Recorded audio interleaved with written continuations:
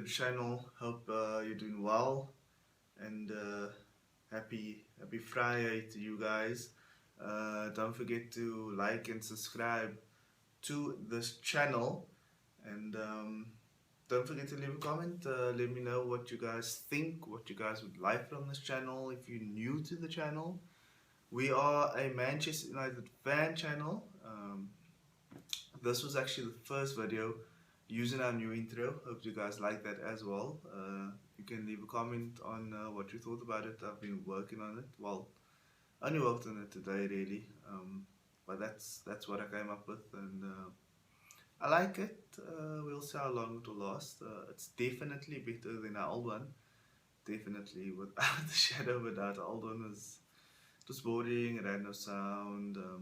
And our new one it has some music, and yeah, it's a lot better, and there's Old Trafford in it, so some proper connection to Manchester United. The first one I did just reminded me, that background. It reminded me of the doors at the back of Old Trafford when the players are walking out. You know, the two red doors. Um, that's what that reminded me of. But this one's much better. It's just much better. But we'll see where we go from here. You know, the channel's growing, and the subscriber numbers is getting more. Thank you so much. And hopefully in the near future we'll be doing live videos instead of these pre-made videos. So you guys can obviously chat in the comment section, and we can have better interaction, and yeah, just like better interaction. But obviously the channel's still growing, so I'm not in a rush to get there. But when I see that there's like real traction, and the channel's starting to get like really somewhere, I'll definitely be forced into doing live videos. But for now, this is fine. I don't mind this. I'm sure you guys don't mind it either. So before I start with the video, um, don't forget to like and subscribe. I think I said it like a minute ago, but I mean, doesn't hurt to say it again. But anyway, so this video is about, it's mainly about the press conference, between the press conference about uh, Tottenham versus Manchester United, which was obviously Ole Gunnar Solskjaer's press conference. So that's the main thing that this video is about. But there's maybe like two things, just two reports that I wanna give to you guys before we get to that. So Manchester United has come out, according to Manchester Evening News, yeah. So both these reports is from Manchester Evening News, just to let you guys know. But Manchester United has come out and basically set a price tag on Jesse Lingard, which I think it's a good thing. If you know my thoughts on Jesse Lingard, you know. But if you don't know, I think he should be sold. I'm a fan of Jesse Lingard, but the club needs to move forward. And at the moment, the first team isn't even complete. There's issues there, and I think that should be priority number one. Jesse might be able to play on the right, and he might be effective there, but we bought Ahmed. We have James. Not that everybody's a fan of James, but we have him, and I've mentioned in previous videos what I think he needs to improve to be a player that's worthy to play for Manchester United. But we have Ahmed, we have James. I've said previously we can We can give Van der Beek a go out there. I think he'll be a good player, especially against teams that play a low block. And like Matters and Van der Beek can play there. So yeah, that's just my thoughts on Justin Lingard. So there's a 30 mil price tag on him, and I'm sure United can get 30 million. The way he's been playing since he's gotten to West Ham, I'm sure we can push it. 35. I think 40 is pushing it too high, especially for the clubs that will be coming for him. I mean, they won't be big clubs, but they'll be slightly smaller, but they will have money. So I think that is good, but depending on how the if there's a transfer war that happens, we can definitely get get a little bit more for him. But 30 is a good price. I think it's worth 30. Even in the current market, with COVID, who can even afford him? And the yeah, I just think 30 million is a decent price. I mean, he's been at the club for years, and he hasn't had too many good spells. But if he doesn't go, I'll be fine with him on the bench. I'm sure he's gonna go, and I hope that the Glazers use that money wisely, because we've spent so much money over the past 8 years, so much money, and the issue is the transfers and the players that we go for. It's not always the best options, or it's not always what the team needs, or the player that comes in for the wrong reasons. And it's happened so many times where we spend all that money. Like Manchester United has money, whether they say it or not. Manchester United has money. For the most part, they're taking the money out of the club, and they don't have to. Like if they continue spending the money that they've been spending, and just on the right players, fixing the first team. That's the first step, and then the next step is obviously then building some depth. But they fixing the first team has to come first, and they should just use that money smartly. That's the thing. They haven't been using that money smartly at all. Um, so yeah, it will be sad, but I think Jose has to go, and I think that money needs to be used smartly in another area. My thoughts is that a CDM is the most important position we need to fill. I'm gonna stick by that because I think that midfield is the weakest part of our team, with McFred, and Pogba's leaving, so we really need to work on that midfield because Pogba's not gonna stay. Uh, so it makes it even more of an issue. But I hope Pogba stays. Obviously, with COVID, who's gonna be able to afford him? Who's gonna be able to pay what he wants? So I hope Pogba stays, and I hope we get a CDM. Uh, and then the other thing I wanted to report on before we get into the press conference was that there was a Q&A which happened in the week. I'm actually not sure when it happened, but anyway, it's Gary Neville. It's a Q&A, and he was basically asked.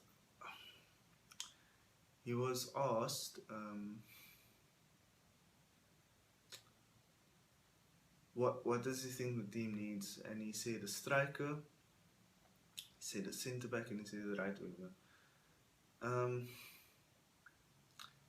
For me, a striker I can understand. Cavani is touch and go. Later on in the press conference, I'll comment on Cavani basically and what Oli had to say about Cavani. So at the moment, he's hot and cold. His father's been reporting that he wants to go.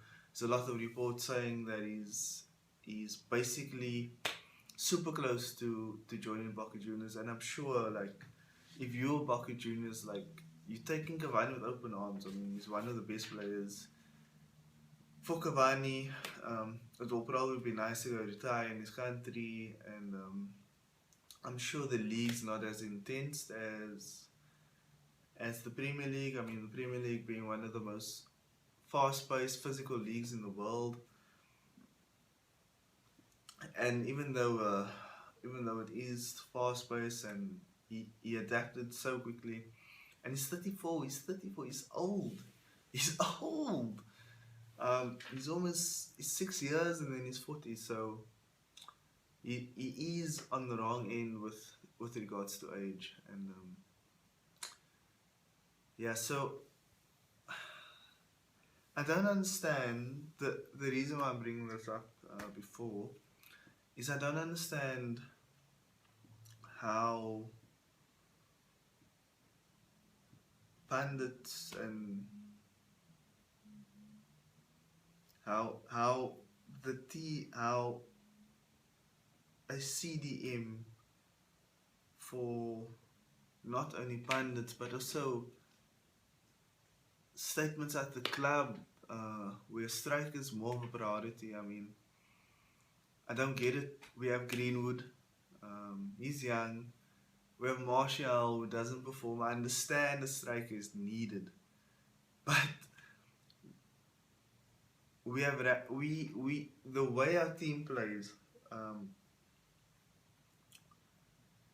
Our if we play Greenwood on the right, or like last season, like we can play that front three of Martial, Rashford, and Greenwood. And this season it hasn't worked for Martial, and it hasn't worked that well for Greenwood. I mean, he's not scoring as much as he obviously wants to, but they did it last season, and Rashford has still been scoring. Bruno is still scoring. At the moment, the goals come from Rashford and Bruno, and hopefully Ollie can get Martial to chip in. Ollie can get Greenwood to chip in more goals, because I don't think the attack has issues. The attack definitely has issues, but that McFred affects everything.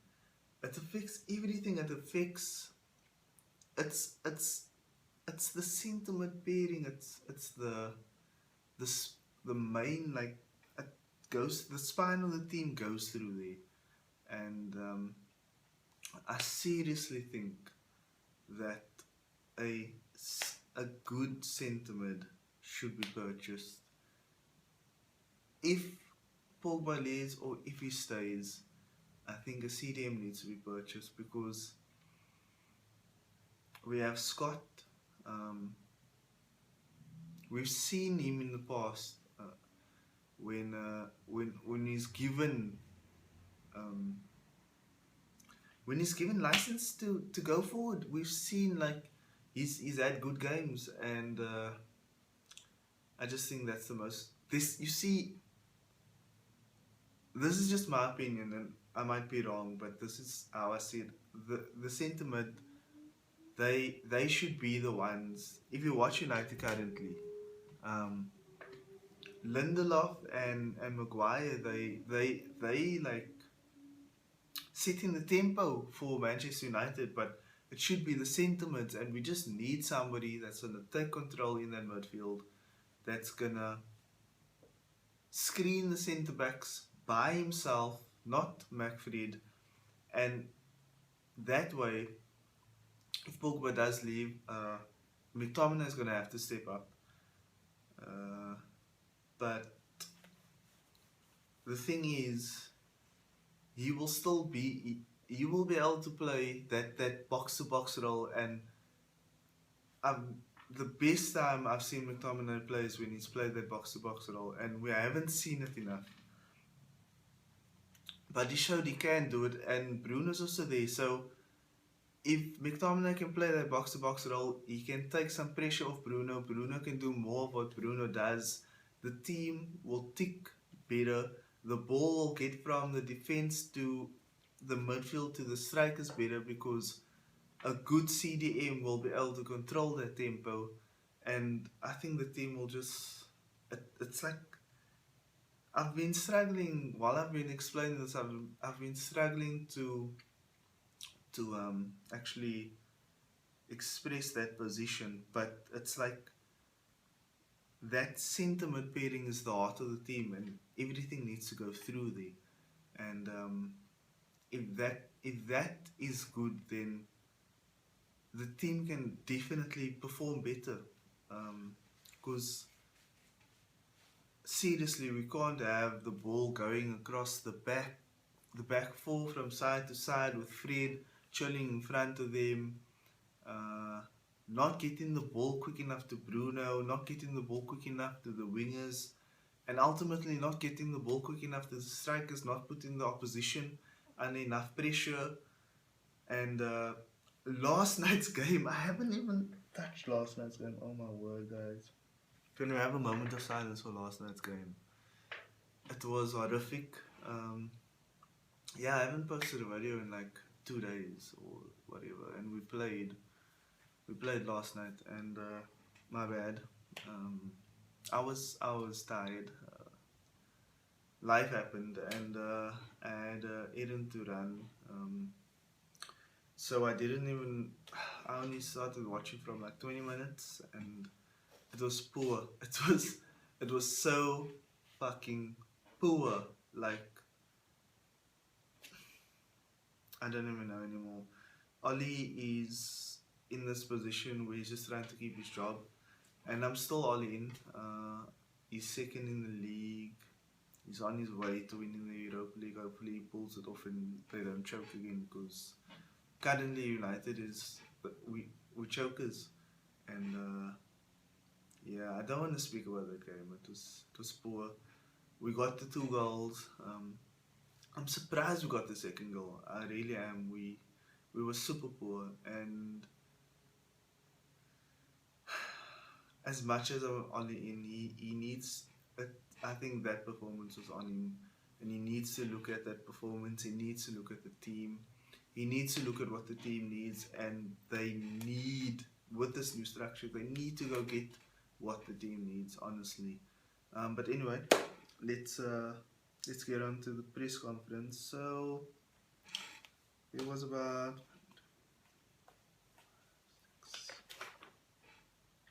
It was about 8 questions. The first one was about clubs deactivating their social media accounts. Ollie basically said that the clubs, like every club, is obviously they can do whatever they want to do, but he basically thinks that clubs should work with social media um, to basically stamp out like discrimination and racism, and because there's been a lot. We see it all the time, and me personally, I don't think it's long before we maybe have to put in our ID numbers when opening social media accounts. I think that will be the one way to hold people accountable, because it's too easy to open an account. The next thing he was asked about was that's something that's been concerning for fans and people who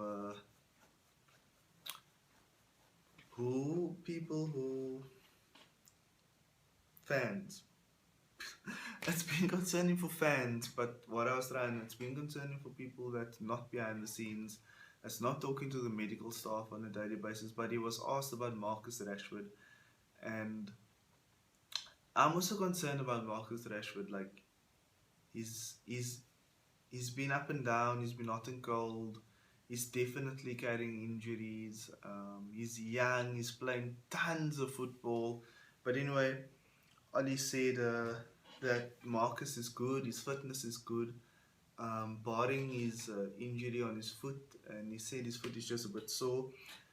He also went on to say, which which was a good statement. I don't know if he purposely done this, but the way I'm looking at it. He basically said that hopefully in future we can build a team. I don't know if build was right, but he said yeah, okay. So he said that we don't have to worry about Marcus. He's athletic and he's a fit boy.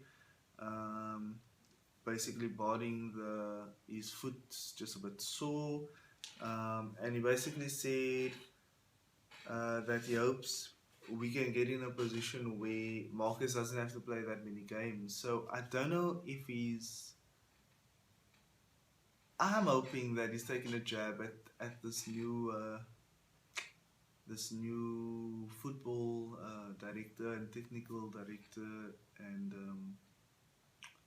obviously that whole new team. Obviously he's part of it, but he has the voice in the media, and I hope he's taking a jab at them, saying that we need players.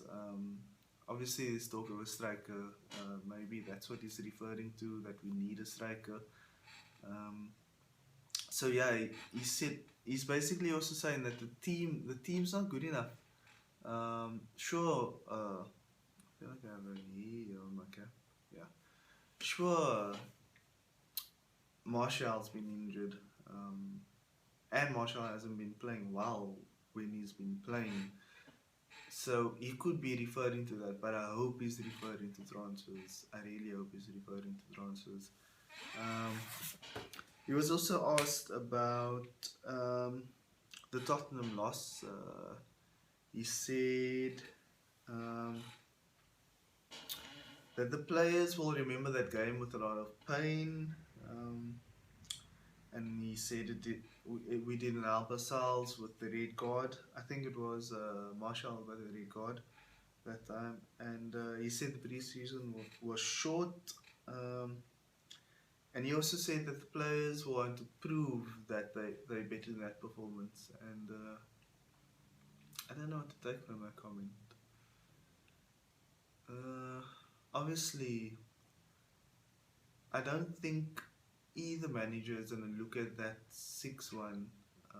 It was 6-1, yeah? I know Tottenham scored 6, I think we scored 1.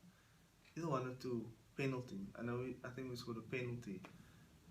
Yeah, I think it was 6-1. And I don't think either manager is going to look at that game and actually use it. Maybe Oli will use it as to motivate the players, but I don't think Jose or Oli is going to use that game in any way, shape or form, because it was early in the season, it was the third game, and so much has happened since then. I mean, Manchester United was top of the league, we are now second, and it doesn't look like Tottenham's even going to make top 4. They're 11 points behind Manchester United, and so much has happened since then, and I'm sure Jose will rather be in Manchester United shoes at the moment rather than shoes he is in, because yes, 6-1, it's a good game, but ultimately you want to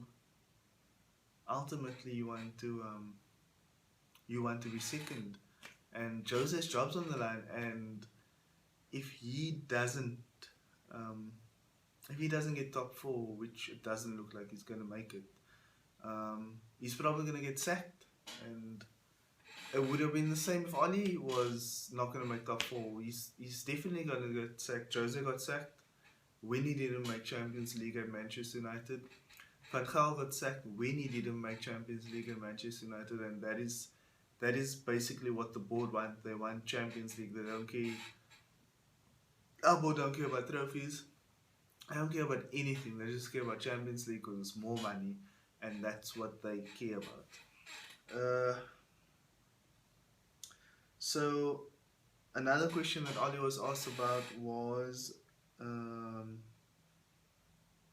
couple of years ago, I think it was under Jose I think it was Jose's second season when Manchester United went from 6th to 2nd. I think basically similar to what's happening now.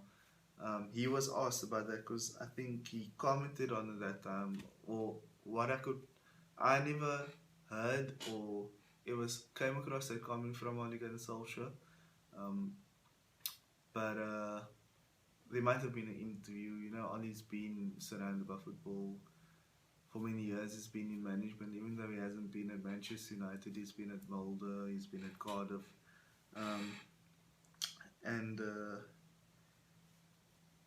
he, the way the journal set it up is that Ollie had commented on the fact that Manchester United had gone from sixth to second, um, and when he commented that time, he basically said it's that the fans or the club can't be happy with second, and he was asked about that comment because we're currently second, and he said we took time to get here, and second is below our ambitions, and he hopes next season will be better, and he can hope and he can pray, but honestly, if Ollie, John, Fletcher,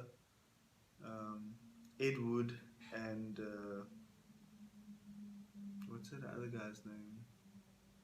Shit, I can't get to his name. If they don't do this summer what needs to be done, Manchester United is not going to be second next season. It's not going to happen. It's so important to perform in this transfer window. Just like last transfer window, but somehow Ollie's pulled off a miracle this season. But I think to move the team forward, it's important for them to perform in this transfer window. And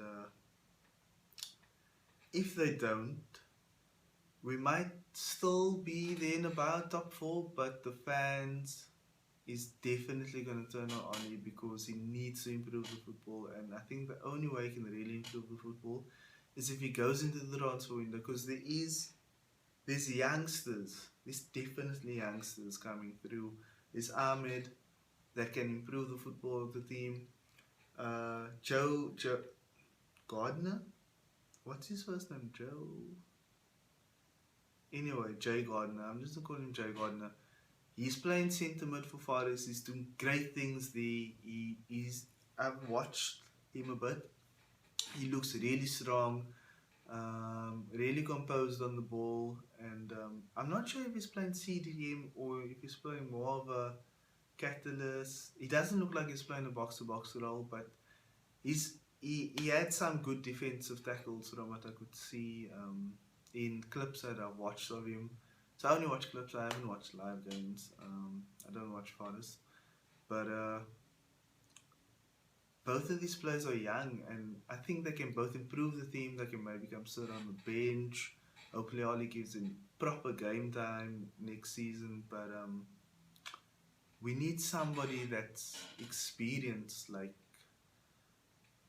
Declan Rice or Ndidi, or somebody that's gonna come in.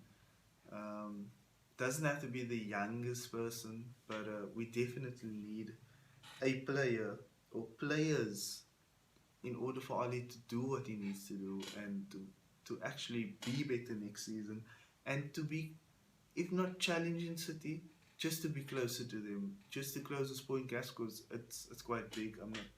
I haven't done my math. I haven't seen how big it is, but I think it's more than 10 points, and that's not good enough. He was also asked about what has changed. What actually, not what has changed. What has United or what has the team improved on since then? And he basically said that the team has improved on their fitness, because back then it was clear. I mean, if you watch the game, if you watch that first 3 games before that international break, it was clear that the team wasn't fit. And he said the preseason was short in his previous answer, which was related to that game.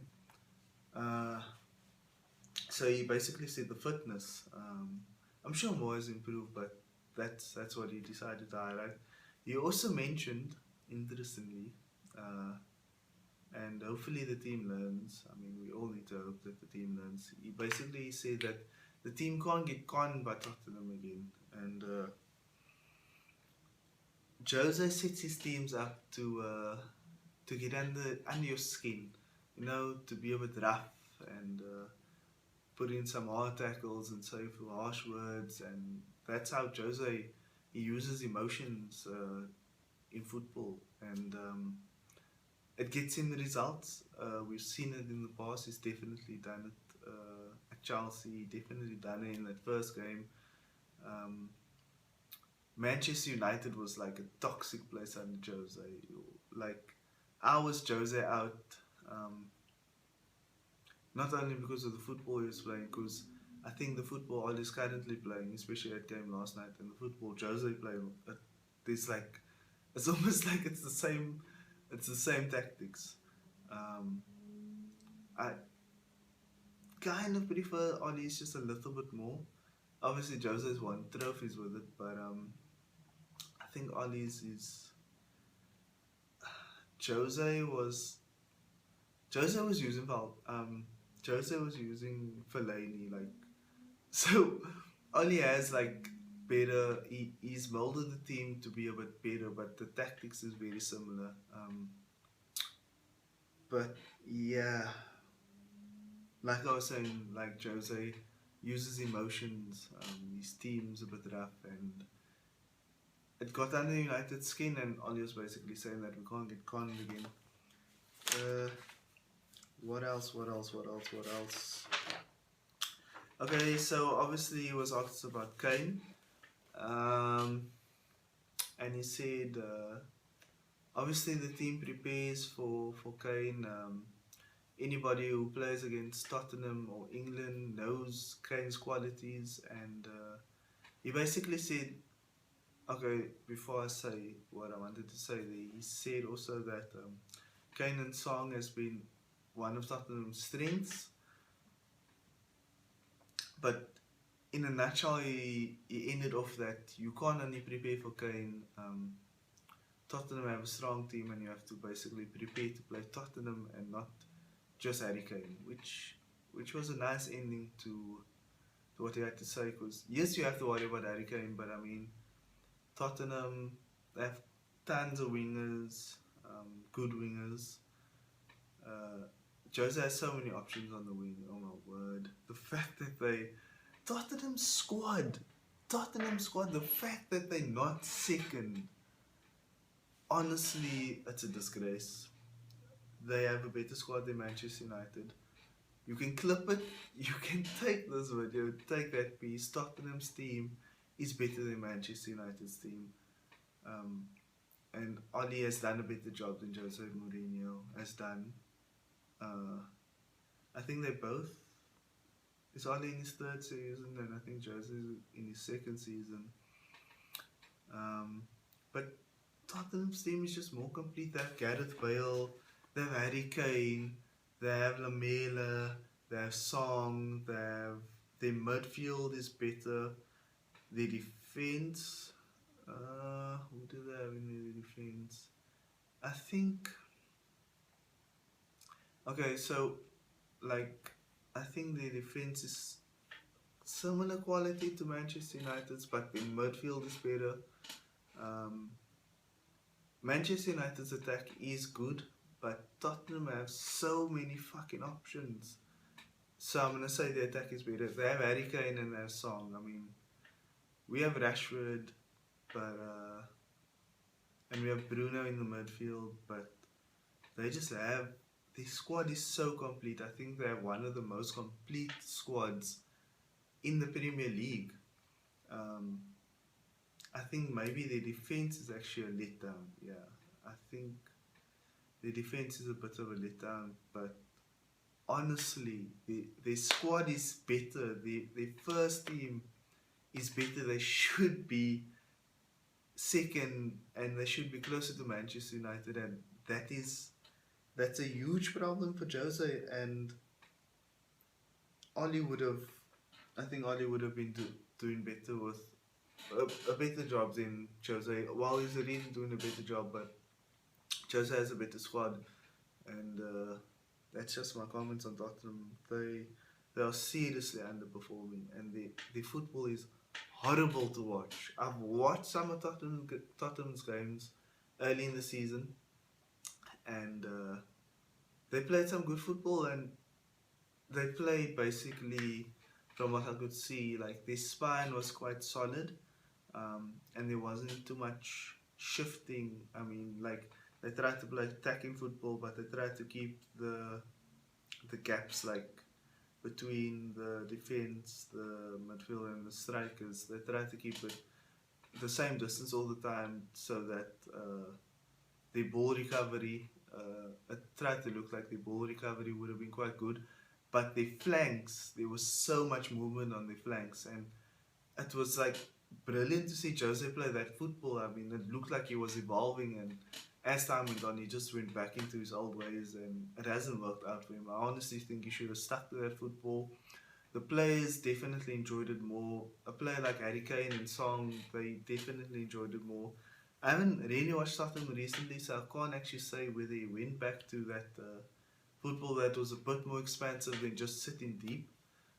But he sat deep a couple of times this season when I watched him, and I haven't watched him in the past month, or I haven't watched him now like recently. But I can't say what football Tottenham's playing, but from what I've seen, they started off the season well, and they just haven't continued, and that's got to do also with the type of football that they're playing. And then it was also about Cavani. I spoke about Cavani earlier in the video. So Cavani's unsure. Like, I know his father came out.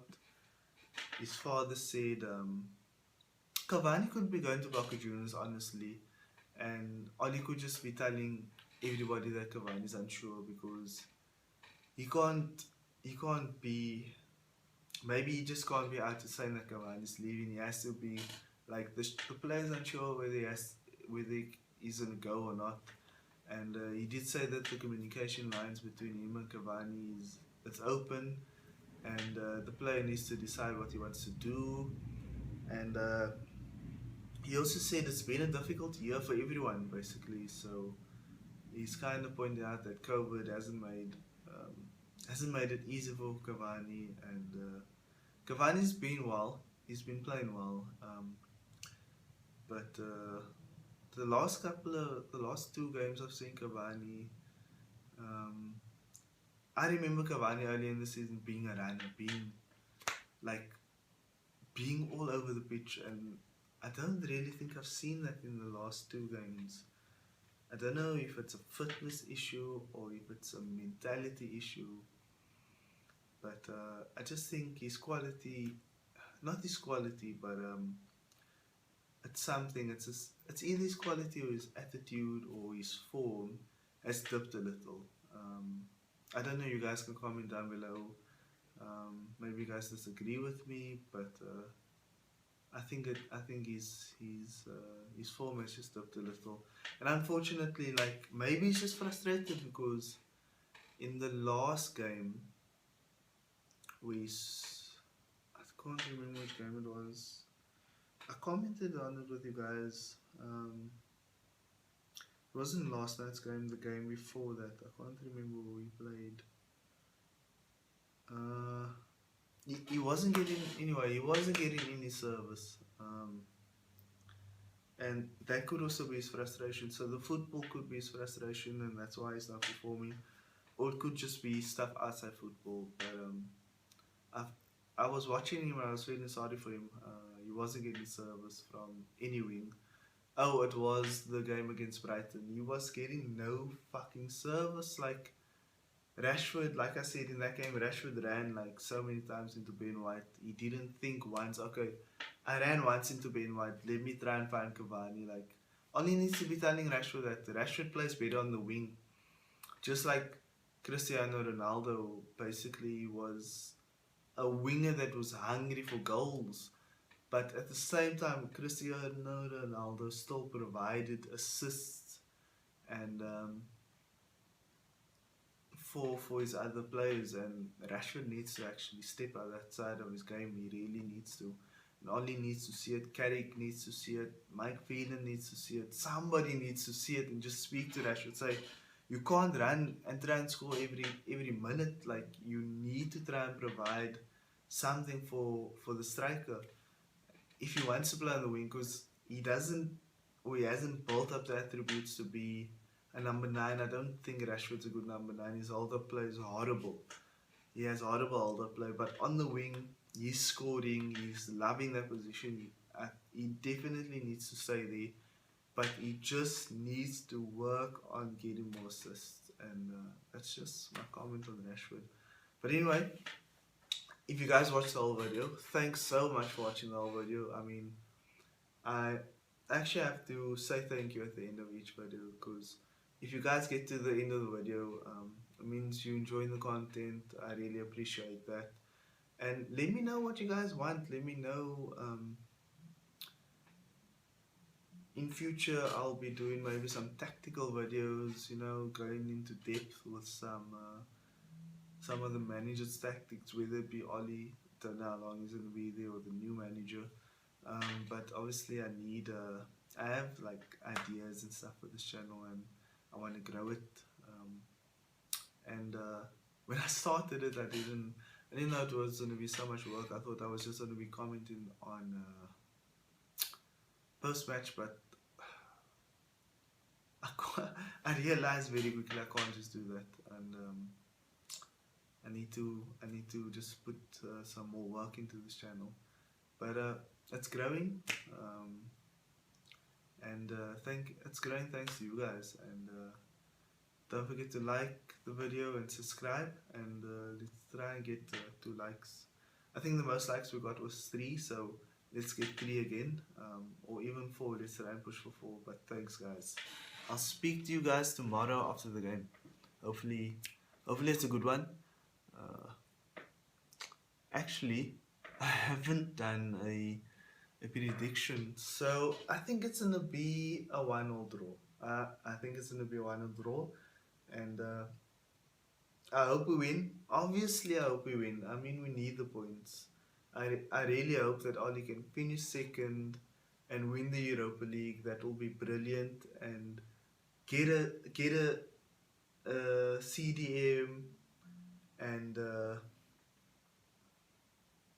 honestly, I don't understand how Gary Neville says the right wing. I think Ahmed should be given the opportunity. I think we can rather go for a striker. Just thinking of what Gary Neville said, like, I think we can rather go for a striker, a CDM, and a centre back, and that's the 3 positions that I think we need to fill, especially if Cavani is leaving. Greenwood can play on the right. Dan James can play on the right. Ahmed can play on the right. Like, I honestly think like it shouldn't be a priority. Obviously, Jadon Sancho, if we get him, like, I'll take him, but it shouldn't be. The team needs to come first, and I think sorting out the centre back and the CDM at all it's just more important, and I think the striker also do that out. It's more important than sorting out that right wing, and that's just how I feel. But hopefully we can pull it off, you know. Imagine we must sign 4 players, that will be crazy.